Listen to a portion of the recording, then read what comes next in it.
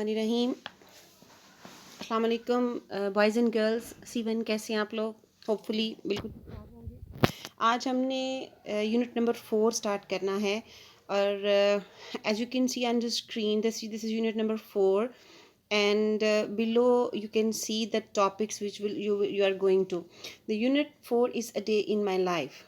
All the article in this unit are about that how the things go in one's life.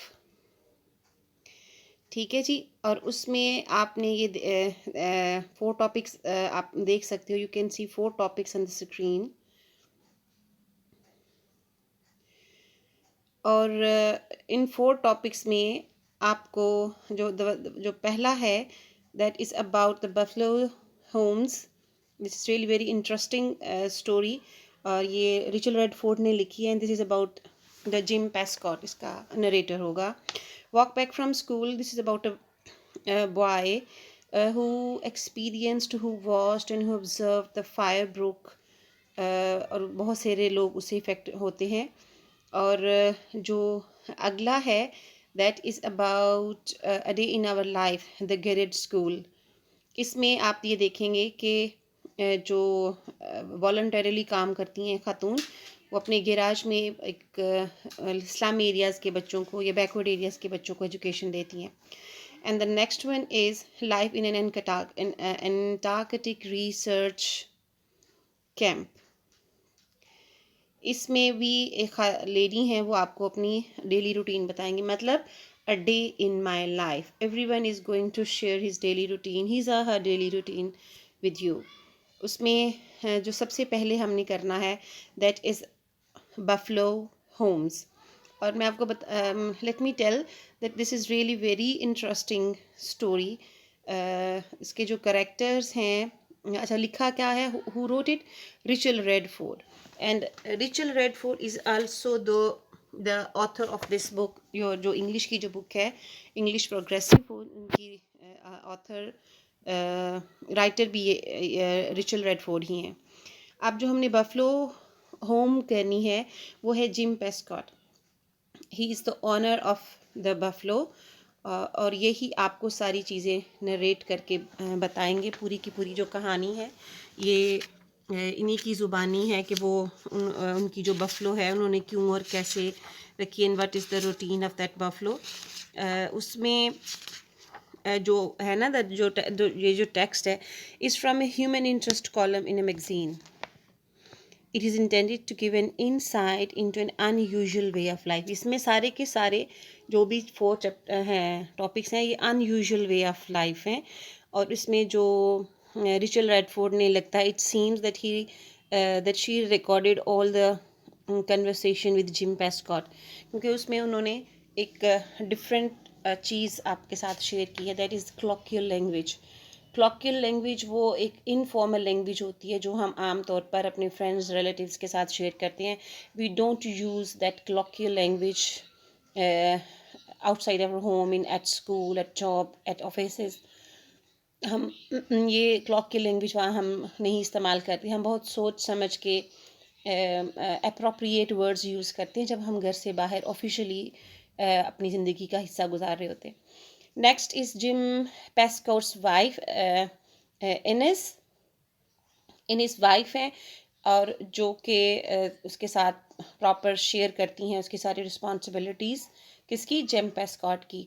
और इनके पास एक home है buffalo ये buffalo का नाम है होम्स। और मज़े की बात यह है, this is really very interesting to tell you that this Holmes नाम is based on the Sherlock Holmes. Sherlock Holmes detective novel का एक मेन कैरेक्टर है। शर्लक होम्स के नाम से बहुत से डिटेक्टिव स्टोरीज़ आपको मार्केट में मिल जाती हैं। तो जिस तरह वो एक डिटेक्टिव हर चीज़ को बहुत माइन्यूटली ऑब्ज़र्व करता है, उसको रैशनलाइज करता है, चीज़ों का एक रिज़ल्ट, एक आउटकम लेता है, तो इसी तरह जो बफलो है वो भी बहुत ही ज़्यादा ऑब्ज़र्विंग है, बहुत टेम है, बहुत काइंड है। और वो घर के अंदर बाहर बिल्कुल एक फैमिली मेम्बर की तरह बिहेव कर उसने बफलो करती है। अब उसके लिए उन्होंने ही वर्ड जो प्रोनाउन है ना, बफलो के लिए वो ही वर्ड यूज़ किया। और वो उसको बॉटल फीडिंग होती है उसकी शुरू में, और उसके बाद वो बफलो उनके घर में रहने की आदी हो जाती है। अब आपके घर में हम अपने घरों में बहुत छोटा एक पेट रखने के आदी होते हैं, अ डॉग और कैट और पैरट और एनी काइंड ऑफ बर्ड। छोटा फॉर एग्जांपल वो एक वो रैबिट भी हो सकता है। तो हम छोटे छोटे पेट रखने के आदी होते हैं। लेकिन यहाँ पे वो जो जिम पेस्कॉट है वो एक ह्यूज एनिमल को लेके तो उसको रियर करते हैं अपने घर में। उनका एक फार्म हाउस है। आप उसमें देखते हैं कि वो क्या करते हैं।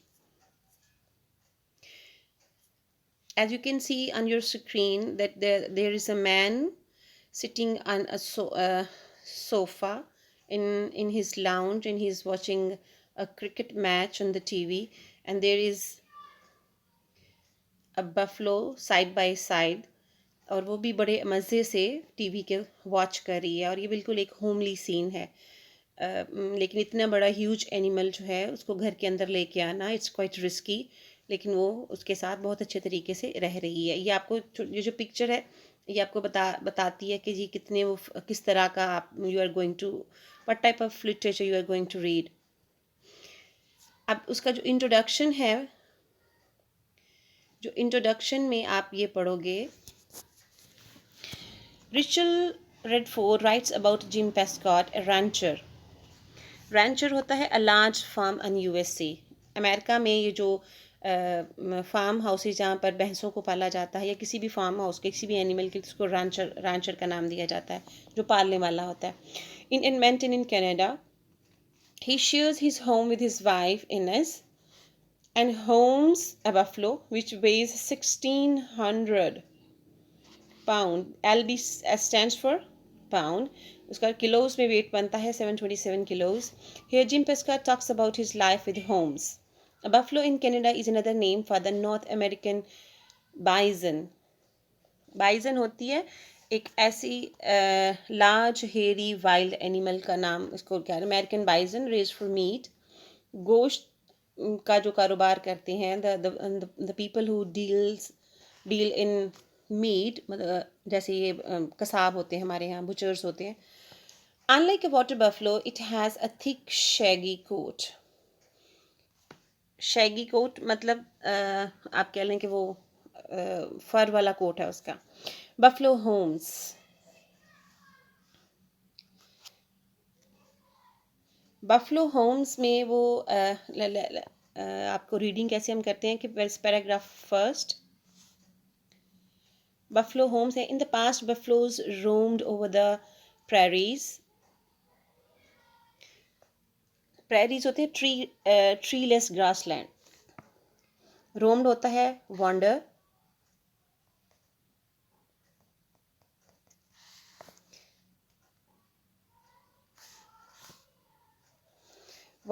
और प्रेरीज होते हैं ट्रीलेस ग्रासलैंड। प्रेरीज होते हैं treeless grassland, but these days they are confined to ranches like ours. कि पहले क्या होता था कि उनको खुले मेडोज में छोड़ दिया जाता था, वो खुद ही घास खाती थी, ग्रो करती थी। लेकिन अब उनको फार्म और रिस्ट्रिक्टेड एरियाज में रखा जाता है। We can see the ranch and the barn जहाँ पर वो इसको रखा जाता है जानवर, उनको बान कहा जाता है। Way we keep the horses from our kitchen window. Holmes brothers and sisters are in that ranch. कि जो उस होम्स के बाकी जो कह लें कि उसकी तरह के जो बाकी जानवर थे वो बाहर फार्म हाउस में रहते थे, but not Holmes. He is in the house with us, all 1600 pounds of him. How did we end up with this great animal in our house? वो सवाली अंदाज है कि आपको कैसे पता। How did we end up, how we deal with all this situation. Well, home was a weakling. जब वो इन यंग एज जो होम्स था वो कंपैरेटिवली फिजिकली वीक था। His twin was born dead, but he was alive. And his mother wouldn't have anything to do with him, so Ines bottle fed him feeder में जैसे दूध पिलाते हैं उसको उसने पिलाया. As she has done with many other weak calves over the years, कि बहुत सारों के साथ वो पहले कर चुकी थी. Usually as soon as the calves no longer need the bottle, they are wild and strong and they are off back. ये आप ये देखें, they are off back. ये this is the colloquial language. इसका मतलब है they are sent back.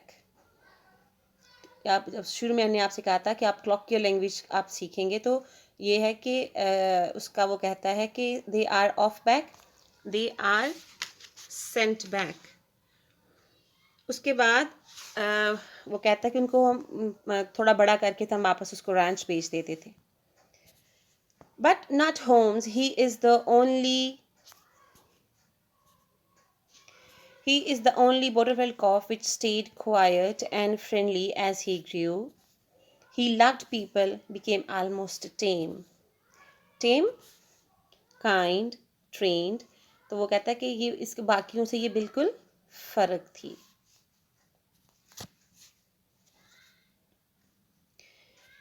Second paragraph. I first brought him into the house when he was a year old. Most buffaloes are terrified of confinement. Confinement होता है तो put it into the cage. उसको एक जगह छोटी सी जगह पर बंद करके रखना. But Holmes let me put a halter around his neck. उसके वो पट्टा सा जैसे हम कहते हैं belt sort of his neck, and he came in through the door like a lamb. He would always been a curious animal. That's why we called him Holmes. कहता है हमने उसका नाम ही होम्स इसलिए रखा कि he behaves just like the Sherlock Holmes, वो जो एक डिटेक्टिव था, like the detective who was always sniffing around and finding things out, and he really enjoyed sticking his nose in around the place. Since then there has been no looking back for Holmes. At night he sleeps outside, but during the day he is in and out. कि रात को तो वो ranch में वो बाकियों के साथ बाहर सोता, लेकिन दिन के time he was used to come inside and gets out. He's heavy on carpet. Heavy on carpet का मतलब है कि he pressed the carpet. This is also colloquial language. ज़हन में रखें. आपने इसको बताना है कि मैंने बता दिया कि इसको हम फॉर्मल लैंग्वेज में कैसे कहेंगे. He is heavy on carpets, mind you. With those hooves and all that weight, we have to be careful of those great horns too. He could gore us, split into. मतलब वो हमें दो हिस्सों में tear कर सकता था. He could gore us with them, and that could be fatal, dangerous. Madness really, isn't it? Madness really, isn't it? क्या ये कहता है वो पागलपन नहीं था कि हमने उसको घर रखा हुआ था. He needs to go outside about every hour. When he starts to raise his tail, Ines has to get him outside within 15 seconds. कि वो अंदर वो बफलो आता और वो साथ इसको बाहर निकाल. Otherwise, we were in trouble. And with an animal the size of Holmes, I mean a big trouble. कि अगर हम उसको ज़्यादा देर अंदर रखते तो it might be quite dangerous. अब आपने क्या करना है? You have to write a small paragraph about the Holmes buffalo. मतलब ये कि आपने मुझे बताना है कि होम्स की कौन कौन सी करेक्टरिस्टिक्स आपने यहाँ पे देखिए. It should be small